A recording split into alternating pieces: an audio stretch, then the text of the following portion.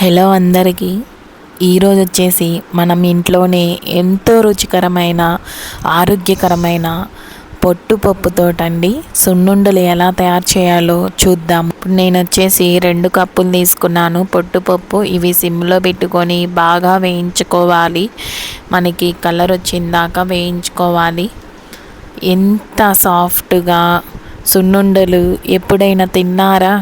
2 నిమిషాల్లో నోట్లో కరిగిపోయే మినప్పప్పు సున్నుండలండి. అమ్మ చేతి రుచి ఇప్పుడు మీ ఇంట్లో. చూసారా? ఇప్పుడు పొట్టుపప్పు బాగా వేగింది. ఒక ప్లేట్లో తీసేసుకున్నాను. చల్లారిన తర్వాత మనం మిక్సీ జార్లో వేసుకొని బాగా మెత్తగా పౌడర్ చేసుకోవాలి. ఇలాగా చూసారు కదా? ఇలాగా వచ్చిన తర్వాత ఒక గిన్నెలో వేసేసుకోవాలి. ఇప్పుడు నేను సున్నుండలు ఎలా చేస్తున్నానంటే బెల్లం తీసుకున్నానండి. 2 కప్పులు తీసుకున్నాను. ఇందులో నెయ్యి వేసేసుకొని సిమ్లో పెట్టుకొని ఇలాగా కరిగించుకోవాలి బాగా. నేను ఎప్పుడు ఎలా చేస్తానంటే పొట్టుపప్పు పౌడర్ చేసిన తర్వాత బెల్లం కూడా పౌడర్ చేసి అలా మిక్స్ చేసేసేదాన్ని.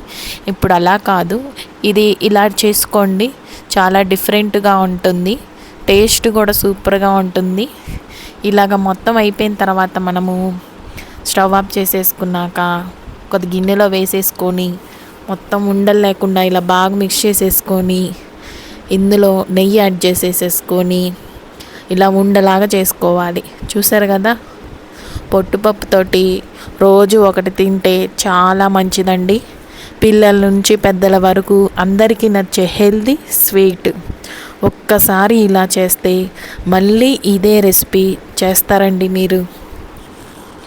మీరు సున్నుండలు బెల్లంతో చేస్తారా లేక పంచదారతో చేస్తారా?